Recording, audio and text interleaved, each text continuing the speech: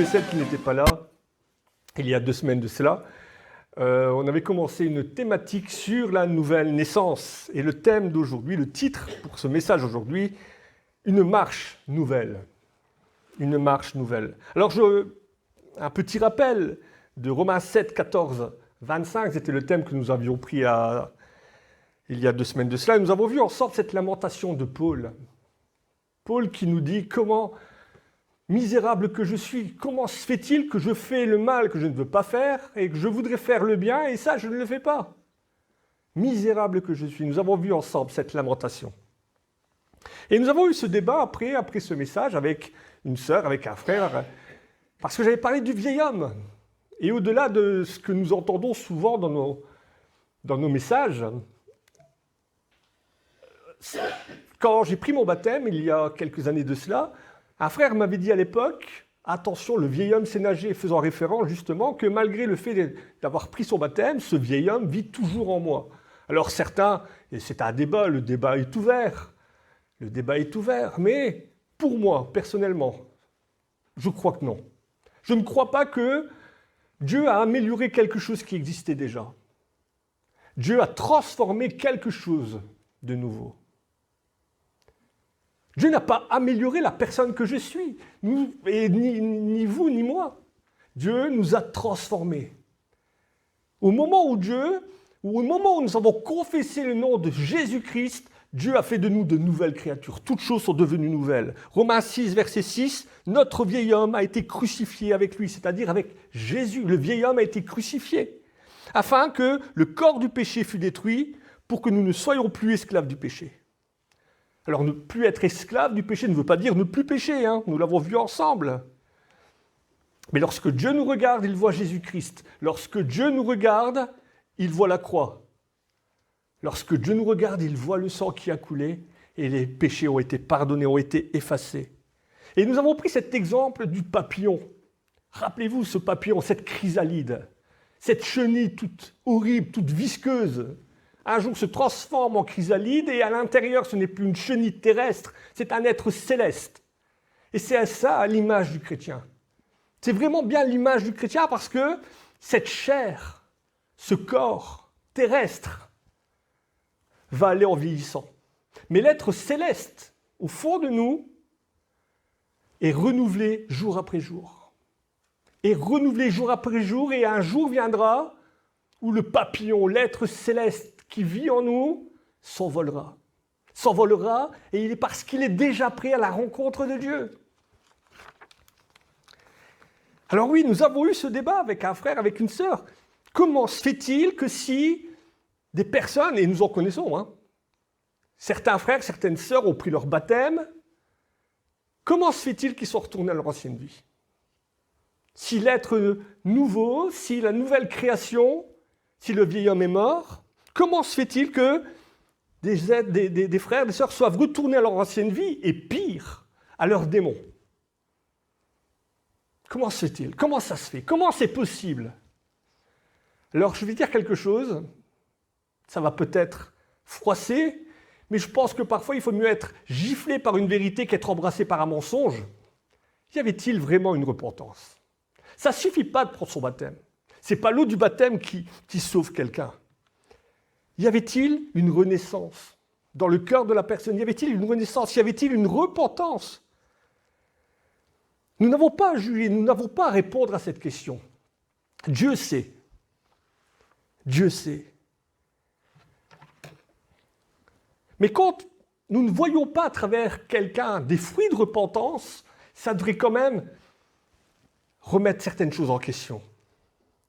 La repentance, le baptême que nous prenons, le baptême que nous avons pris est un baptême de repentance. C'est-à-dire cette envie véritable de changer de vie. L'apôtre Paul était persécuteur de l'Église. Après son baptême, il est devenu évangéliste. Et il a évangélisé le bassin et toute cette partie d'Asie. Sa vie passée était terminée. Les choses sont devenues nouvelles. La repentance ne sauve pas, hein. La repentance ne sauve pas. Il y a plein de gens en prison qui sont repentants. Ce n'est pas pour ça qu'ils vont être sauvés, hein. Moi, je connais plein de gens qui ont fait des grosses bêtises dans leur vie, mais ils n'ont pas confessé le nom de Jésus-Christ. La repentance ne sauve pas, mais Dieu n'agira pas dans la vie de quelqu'un s'il n'y a pas de repentance envers lui. Alors on peut prendre son baptême, on peut monter dans les eaux du baptême, mais s'il n'y a pas de repentance, Dieu n'agira pas. Le péché doit être pris au sérieux. C'est pour ça qu'avant la Sainte Seine, nous le disons souvent, si nous confessons nos péchés, il est fidèle et juste pour nous pardonner. Mais le péché doit être pris au sérieux, surtout le péché des saints, nous. Le péché de ceux et de celles qui ont mis leur foi en Jésus-Christ. Ce péché-là doit être pris au sérieux. Plus encore, quand il s'agit de l'Église. Dieu ne peut bénir là où le péché abonde. Et Dieu a montré cette réalité de manière spectaculaire tout au début de l'histoire de l'Église primitive, avec Ananias et Saphira. Dieu a montré avec Ananias et Saphira que le péché dans l'Église doit être pris au sérieux, doit être pris de manière très sérieuse. Vous retrouvez cette histoire dans le livre des Actes, Acte 5, versets 1 à 11. Souvent, il a été dit que Ananias et Saphira n'étaient pas des chrétiens. Je ne pense pas. Ananias et Saphira étaient chrétiens. Ils faisaient certainement partie de l'Église et de bonne foi. Ils ont vendu leurs biens pour l'Église. Ils ont vendu leurs champs. C'est de bonne foi, ils l'ont fait de bonne foi. Ils ont fait certainement partie de la première vague de baptême qu'il y a eu à la Pentecôte. L'Esprit Saint agissait aussi dans leur vie. Preuve de leur nouvelle naissance. Quand l'Esprit Saint agit dans la vie de quelqu'un, ça prouve qu'il est né de nouveau. Et lorsque vous relisez les textes de Acte 5 à 11, nous voyons que l'Esprit Saint est présent. Et d'ailleurs, l'apôtre dira, « Pourquoi tu mentis à l'Esprit ? Pourquoi avez-vous menti à l'Esprit ?»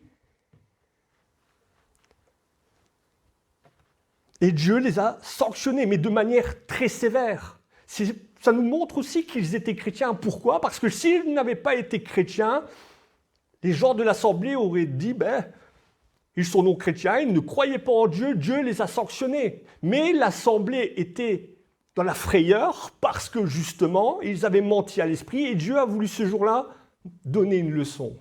Le péché dans l'Église doit être pris au sérieux.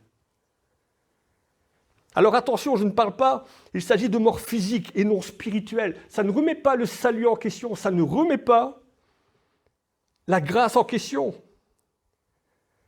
Mais Paul avertit les églises. Et comme Paul a averti l'église de Corinthe en disant dans 1 Corinthiens 11, 28 à 30, que chacun s'éprouve soi-même. Il n'est pas de question de juger l'autre en disant « il est plus grand pécheur que moi ».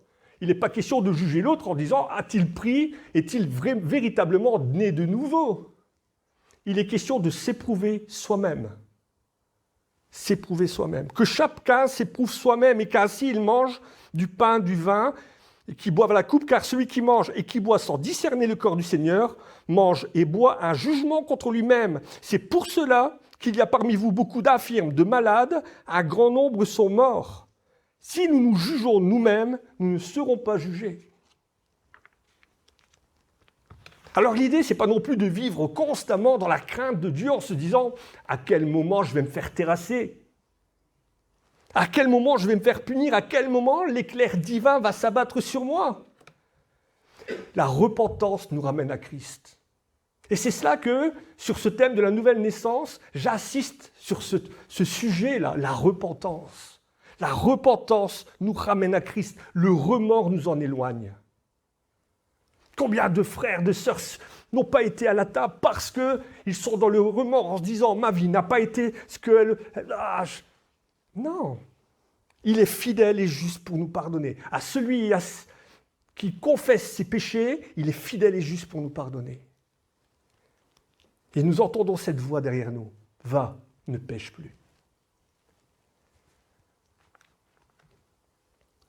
Dieu ne nous a pas justifiés parce que notre vie était parfaite.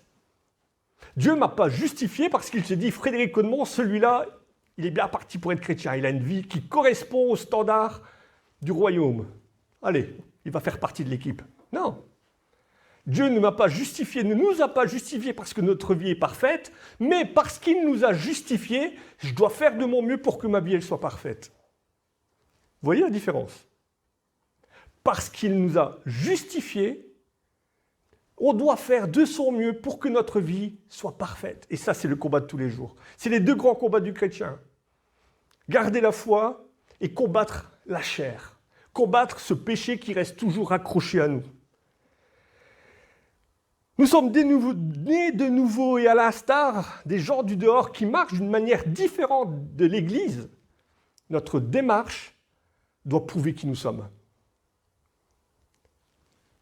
Notre façon de marcher dans la vie doit prouver que nous sommes nés de nouveau, que nous sommes enfants de Dieu, et c'est le thème pour aujourd'hui, une marche nouvelle. Et nous allons prendre ensemble Éphésiens, chapitre 4, versets 17 à 24. Ce sera le thème, le fil rouge de notre journée pour aujourd'hui. Éphésiens 4, 17 à 24.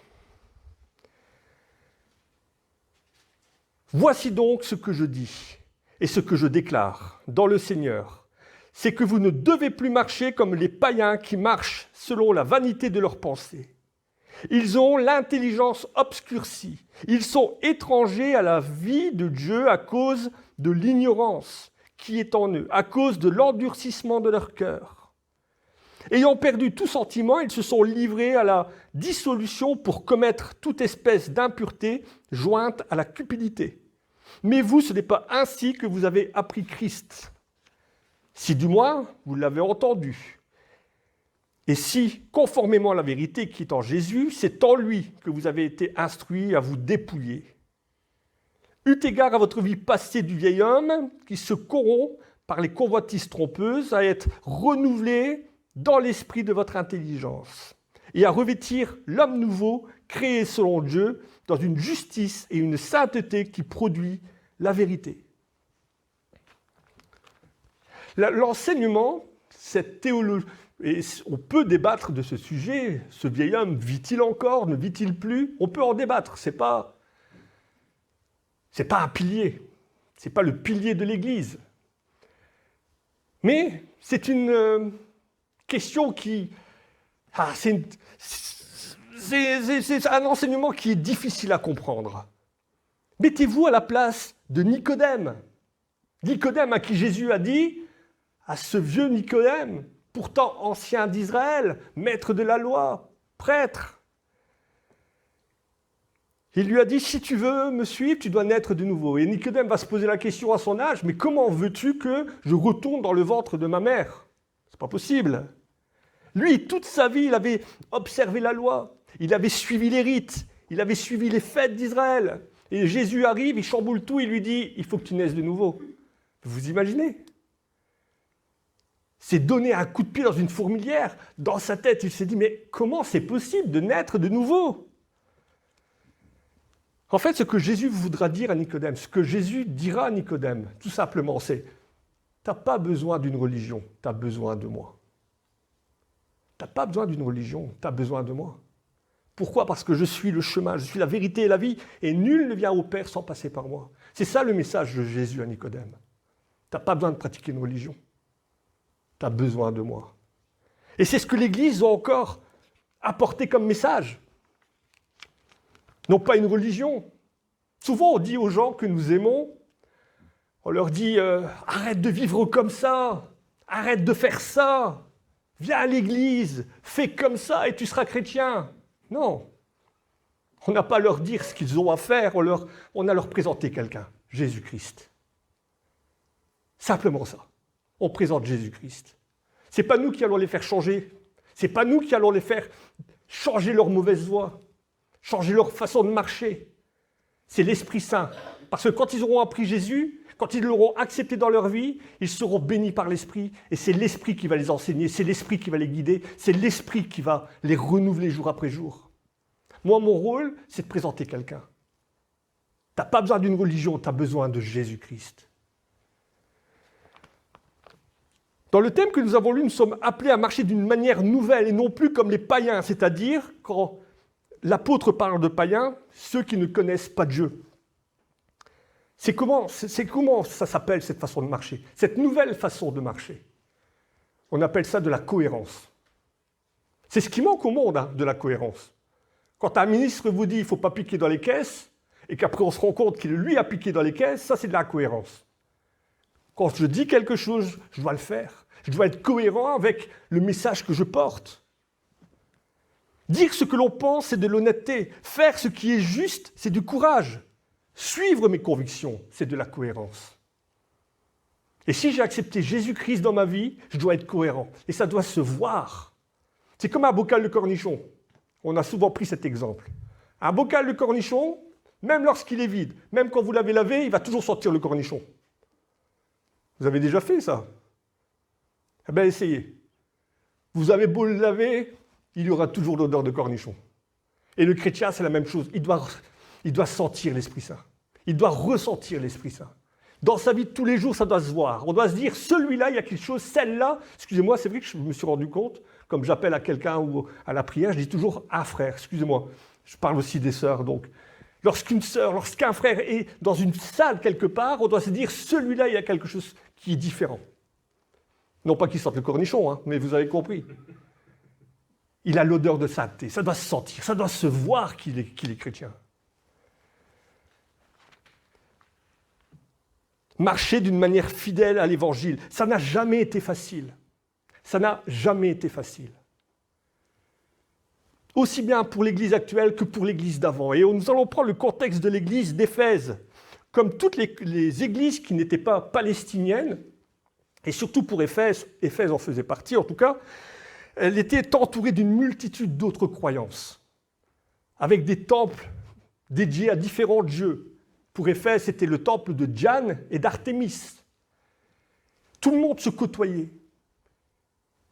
C'était un centre commercial pour hommes, il y avait des temples dans tous les sens. Et on connaît l'esprit de débauche qui régnait à Rome à cette époque. Les prostitutions sacrées, les cultes dédiés à différents dieux, les sacrifices.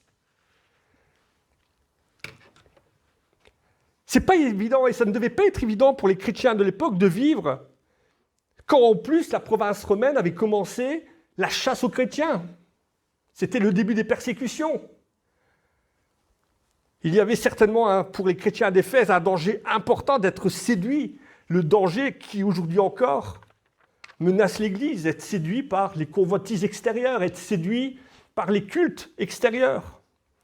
Et l'apôtre Paul d'ailleurs va s'opposer à ces cultes païens. Il va s'opposer à Éphèse, si vous prenez Acte 19, versets 24 à 28, il va s'opposer aux orfèvres qui fabriquaient les petites statues de divinités et qui, bien évidemment, c'était un commerce lucratif. Et Paul va s'opposer à cela à Éphèse. Il dira, les statues de Dieu faites de main d'homme ne sont pas de vrais dieux, n'ont pas de valeur. Et de nos jours, l'Église vit exactement le même problème, ni plus ni moins. Il y a juste la manière dont c'est diffusé qui change. Mais l'idée reste la même. Nous sommes entourés de fausses croyances, nous sommes entourés de divinités, et le chrétien doit rester intègre. Il est important que l'Église sonde toujours bien les Écritures afin de pouvoir discerner le vrai du faux. Et, comme nous l'avons lu, nous avons appris Christ. Nous avons le meilleur enseignement. Nous avons appris Christ. C'est-à-dire, nous avons la capacité de discerner ce qui est vrai, ce qui est faux. Ce qui est juste, ce qui ne l'est pas. Si du moins, comme dit Paul, vous avez appris Christ.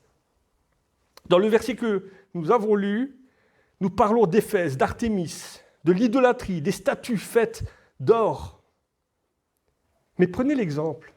Prenez un autre exemple. À Éphèse, par exemple, il y a la maison de Marie. Enfin, selon le culte catholique, ce qui pourrait être une maison de Marie, un culte de l'idolâtrie. Et ce bâtiment, qui, je pense qu'il est à 7 km d'Éphèse, approximativement, le culte de Marie a pu s'implanter très facilement à Éphèse. Pourquoi? Parce que les Éphésiens avaient cette idée déjà d'adorer des statues femmes, Diane et Artémis. Donc, le culte de Marie s'est plus ou moins facilement impliqué.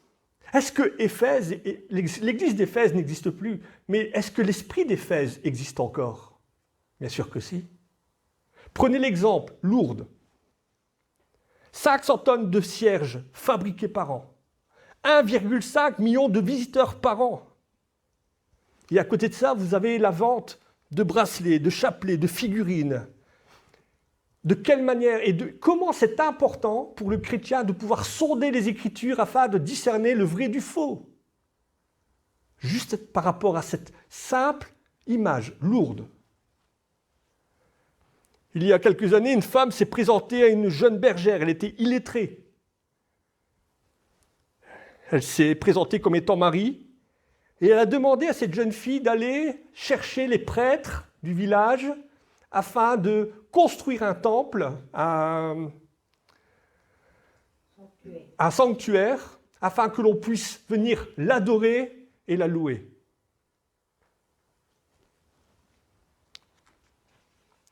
Depuis 1858, 7500 cas de guérison, que je ne remets pas en question. Hein.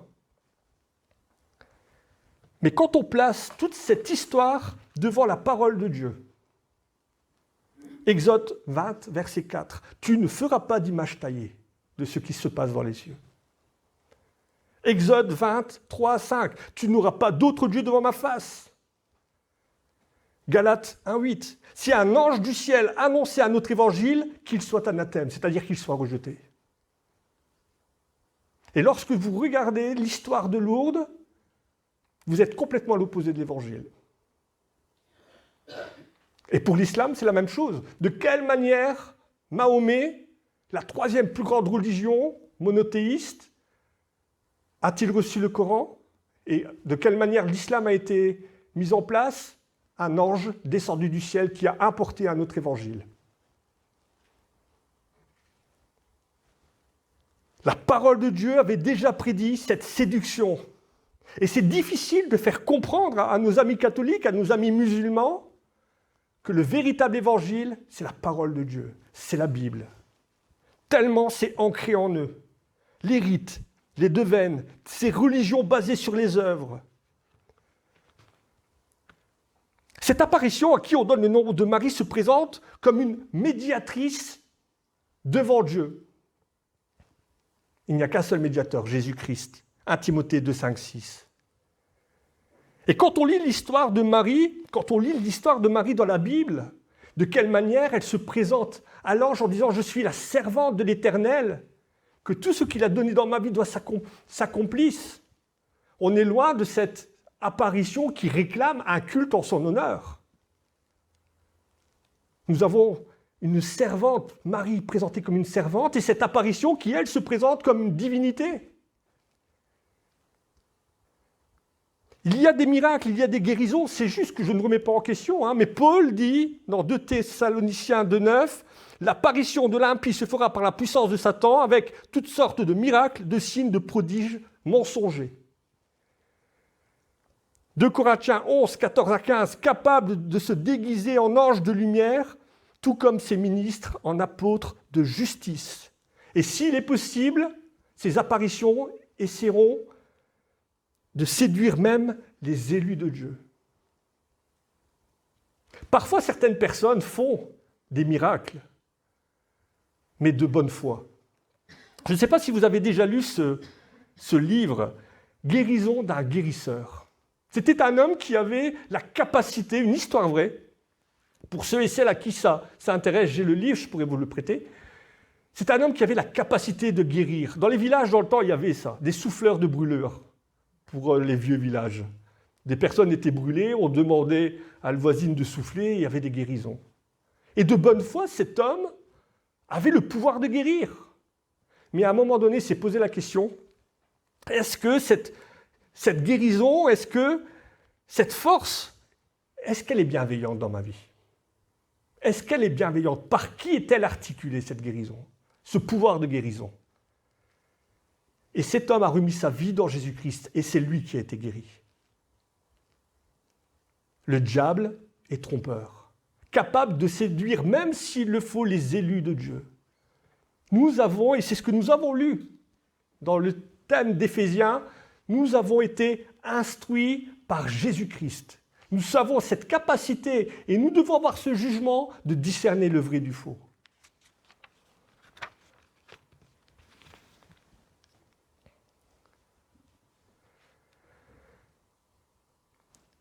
La vie actuelle n'est pas tellement différente de l'Église d'avant, ni celle que nos frères de l'époque ont vécue à l'époque romaine. Bien marcher, c'est être vigilant où on met les pieds. Dans la marche chrétienne, dans la marche que nous avons entrepris, nous devons être vigilants où nous mettons les pieds.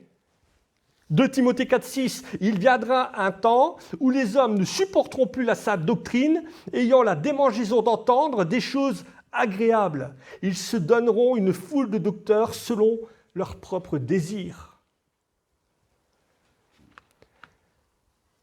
Et nos milieux ne sont pas épargnés par cela. Hein.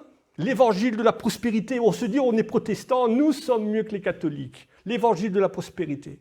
Cet évangile qui est proclamé et qui dit qu'en fait, tous les chrétiens doivent avoir une vie de bonheur, doivent être riches, doivent être épargnés de la souffrance et instantanément guéris. Les réunions de prière ne sont plus à la mode. Mettez en place une réunion de prière, vous n'aurez pas beaucoup de gens. Par contre, mettez sur une façade, aujourd'hui, voyage à l'intérieur et à la recherche du karma, méditation, et là vous aurez des gens. Que dire aussi du monde qui nous entoure?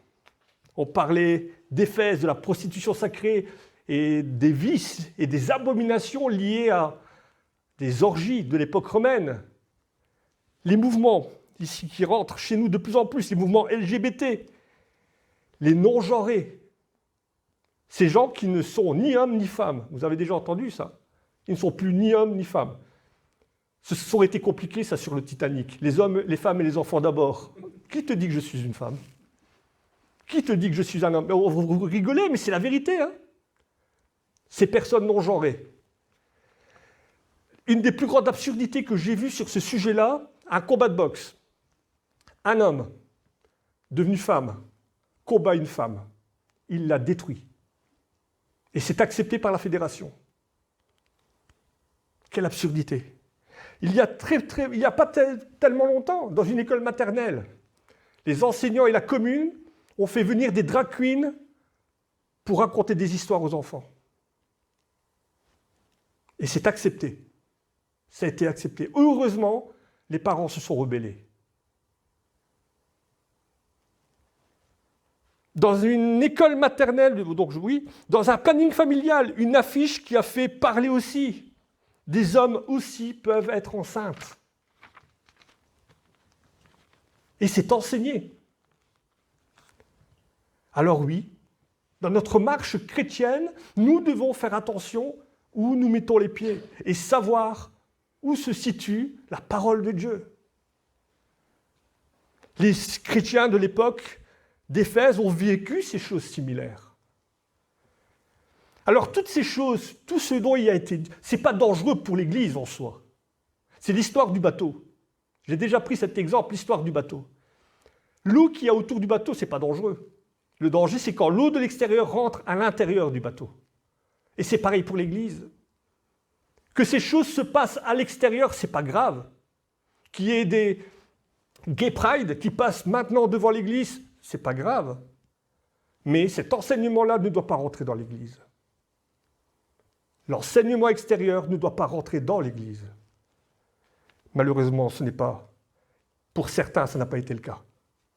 Sous prétexte que Dieu est amour, nous ne devons pas tout accepter. Et l'amour de Dieu n'accepte pas tout. Et Dieu doit être pris au sérieux. Le rôle de l'Église n'est pas non plus de juger, mais enseigner, convaincre, corriger, instruire dans la justice. Jusqu'au retour de Jésus, le monde ira de mal en pire. C'est une certitude. Et lorsque vous voyez l'Apocalypse, ça va être cela. Il y a toujours eu des guerres, mais la guerre finale sera pire que toutes celles que nous avons pu connaître. Nous avons vécu le Covid, mais dans le livre de l'Apocalypse, les maladies écrites dans ce livre seront pires que toutes celles que nous ayons pu connaître. Ça va aller de mal en pire, mais le message de l'Église doit rester le même, afin que nous puissions être présentés debout lorsque le Fils de l'homme reviendra. Je vais vous raconter une histoire. Vous connaissez l'histoire de la petite grenouille? Ça détend l'atmosphère après vous avoir fait peur sur l'Apocalypse. Je vais vous raconter l'histoire de la petite grenouille. C'est l'histoire d'une petite grenouille. Elle se retrouve, on ne sait comment, dans une bassine. Ce qu'elle ne sait pas, c'est que la bassine, elle est sur le feu. Et cette petite grenouille, au début, elle nage, l'eau est froide. Mais au fur et à mesure où elle nage, l'eau commence à se réchauffer. Et à la fin, à un certain moment, elle n'a plus assez de force. L'eau devient trop chaude, l'eau devient invivable pour elle. Et elle va s'endormir. Et elle va mourir. Bon, je vous avais dit que ça allait détendre l'atmosphère, à la fin, elle n'est pas terrible.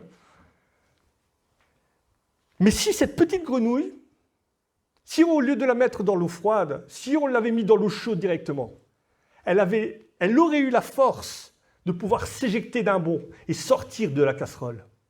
La moralité de l'histoire, c'est quoi? Ça traduit un phénomène de société. Et c'est parfois aussi le problème de l'Église, c'est l'endormissement. Quand l'environnement qu'il y a autour de nous se dégrade progressivement, eh bien les gens s'habituent. Et ne réagissent pas. Ou quand ils réagissent, c'est trop tard. Luc nous dit, Luc 21, 36, « Veillez et priez en tout temps, afin que vous ayez la force d'échapper à toutes ces choses qui arriveront et de paraître debout devant le Fils de l'homme. » Veillez et priez afin de paraître debout, afin de pouvoir discerner ce qui est juste, ce qui est vrai, ce qui est faux, afin de ne pas se laisser séduire. Paul nous donne les caractéristiques de la marche des personnes qui ne connaissent pas Dieu, des païens. Une marche qui est diamétralement opposée à celle des chrétiens. Leurs pensées sont vaniteuses, nous l'avons lu au verset 17. La vanité de leurs pensées est un constat que le roi Salomon avait déjà eu. Tout est poussière, tout est vanité à la poursuite du vent. Et depuis, nous sommes en 2023, il n'y a rien de nouveau sous le soleil.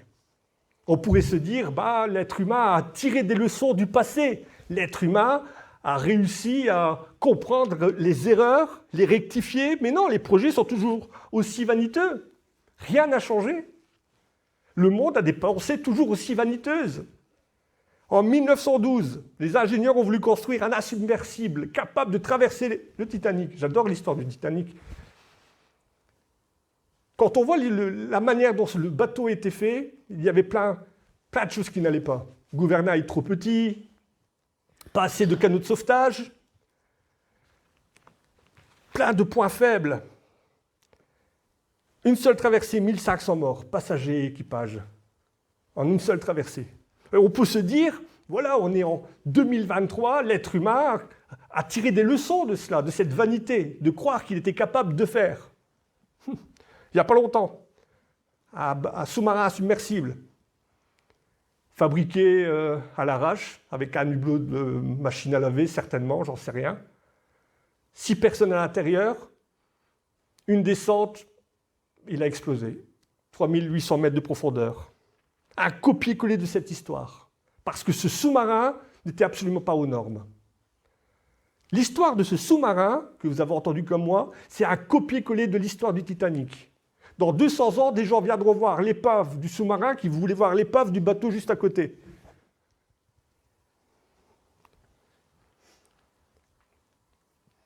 Et on pourrait parler aussi de la course à l'armement. On pourrait parler aussi de tous les projets spatiaux. Les vanités humaines, la vanité de l'homme. Croire qu'il est capable de construire sans Dieu. Chaque fois qu'il construit sans Dieu, ça va à l'échec. C'était des ingénieurs qui ont construit le Titanic, coulé. Il y avait un homme, c'était un amateur, il a construit l'arche de Noé, et ça a coulé, ça a flotté.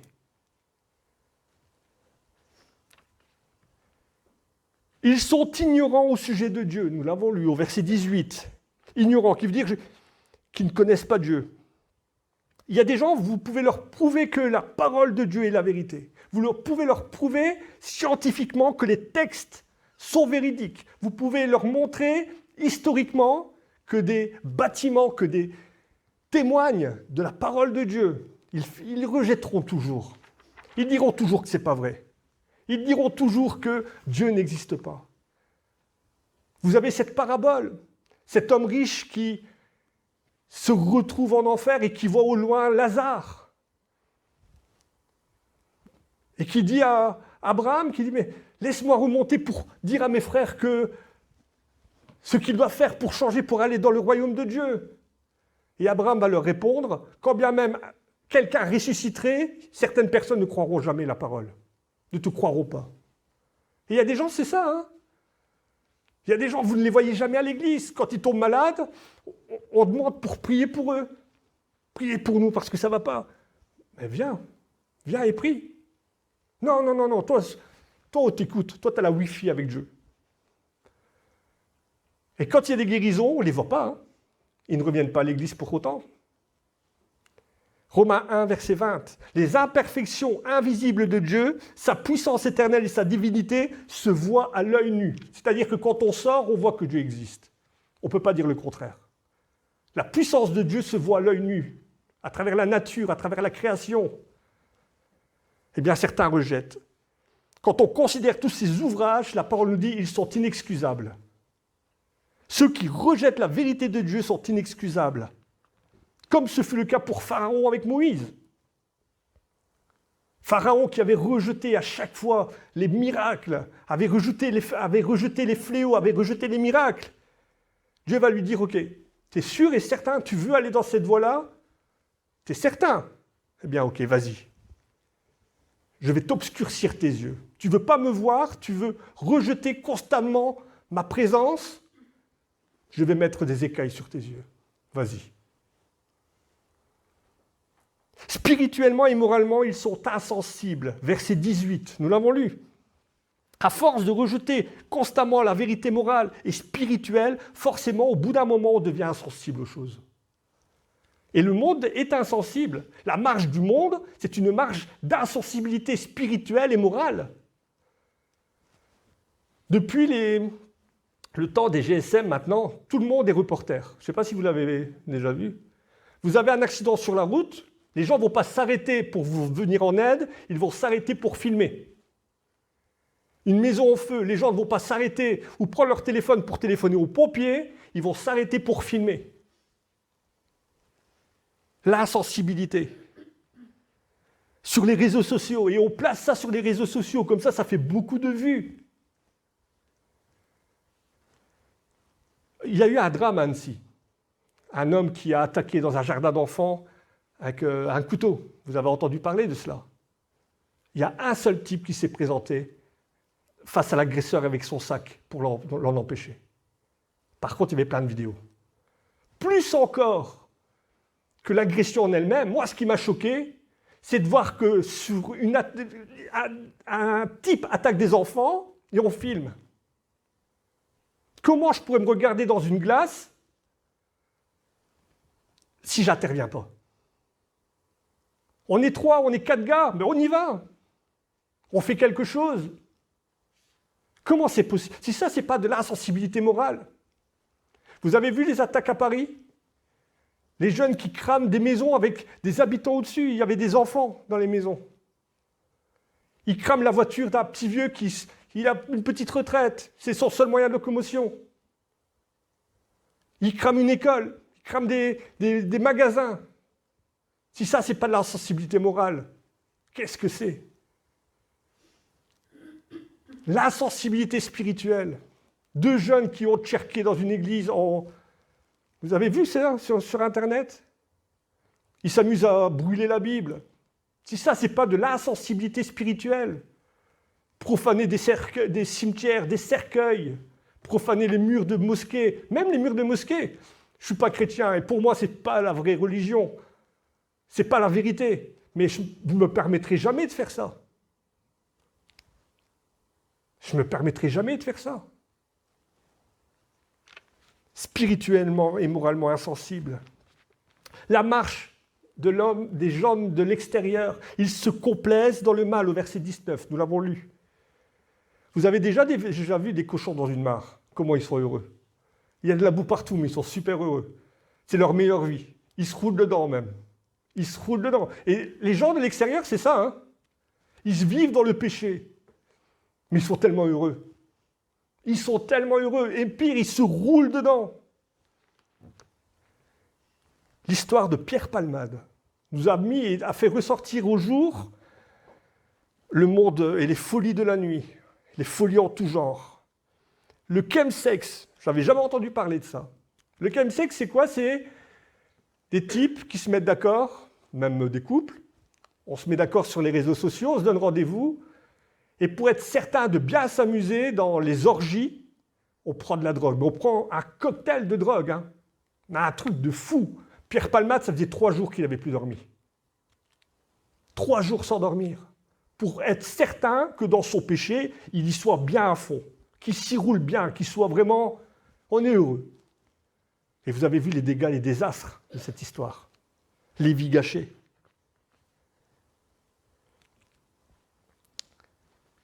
L'homme a été créé dans un but bien précis, c'est de rentrer dans les plans de Dieu, c'est-à-dire être aimé. L'être humain a été créé pour être aimé. Les oiseaux ont été créés pour voler, les poissons ont été créés pour nager, l'être humain a été créé pour être aimé. Et Dieu nous appelle à rentrer dans ses plans. Vois, je mets devant toi la vie. Deutéronome 30, 15 à 16. Je mets devant toi la vie et le bien, la mort et le mal, car je te prescris aujourd'hui d'aimer l'Éternel ton Dieu, de marcher dans ses voies. Et c'est le thème de ce message aujourd'hui. Marcher dans ses voies. Observe ses commandements, ses lois et ses ordonnances, afin que tu vives et que tu te multiplies et que l'Éternel ton Dieu te bénisse dans le pays qui te fera rentrer en possession. La société a fait ce choix, s'opposer à Dieu, se couper volontairement de tout contact avec lui. On pourrait dire que tous les gens de l'extérieur ne sont pas drogués, insensibles, méchants, ni complaisants dans le mal, mais ils sont toujours privés de la grâce. Nous avons la charge de marcher avec le regard centré sur Christ. Nous l'avons dit en début de message, faire attention où nous mettons les pieds, guidés par sa parole, mais pour bien marcher, il faut une boussole. Et sa boussole, c'est la parole de Dieu. Avoir le regard fixé sur Jésus pour ne pas se perdre. Psaume 119, verset 105. Ta parole est une lampe à mes pieds et une lumière sur mon sentier. Après, il y a un ennemi au marcheur. Et vous savez, c'est quoi? C'est le surpoids. C'est-à-dire quand dans son sac à dos, on met trop de choses. Moi, je suis un grand buveur d'eau. Et quand je faisais des randonnées en Ardennes avec des beaux dénivelés, je me dis, je vais manquer d'eau. Je me prenais 5-6 bouteilles d'eau. Mais une bouteille, c'est 1 litre. 1 litre, c'est 1 kilo. Sac à dos, ça fait 6 kilos. J'ai vite compris que ce n'était pas une bonne idée. J'ai vite compris que trop mettre de poids et se charger de poids sur les épaules, ce n'est pas une bonne idée.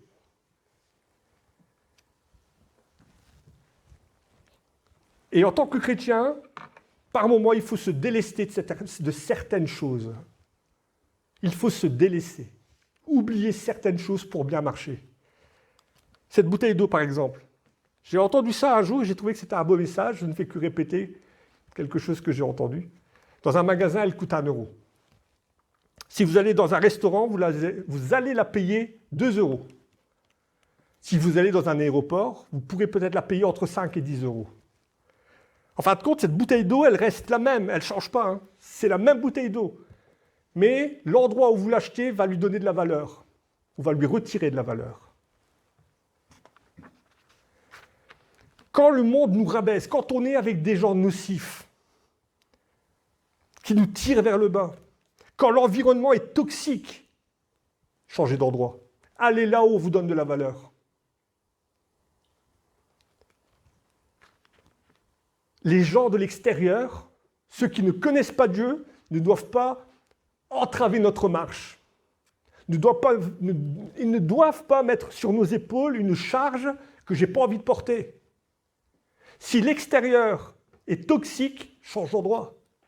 Si les endroits dans lesquels tu es sont toxiques pour toi, change d'endroit. Et va là où on te donnera de la valeur. Toi, tu es enfant de Dieu, saint, irréprochable devant lui. Tu as de la valeur. Si l'endroit est toxique, change d'endroit. Lorsque Jésus va envoyer ses disciples pour prêcher la parole, ils vont marcher pour la première fois seuls pour prêcher la parole. Vous retrouvez ça dans Matthieu 10, versets 11 à 15. Il leur dira, si on vous accueille bien dans une maison, restez-y, soyez des bénédictions pour ses habitants. À l'inverse, si vous êtes mal reçus, ni écoutés, quittez la maison en secouant les poussières. Secouez la poussière de vos pieds. Jésus veut enseigner aux disciples de ne pas se laisser contaminer, de ne pas laisser le monde étouffer leur paix. Préserve ta valeur, change d'environnement, change de décor.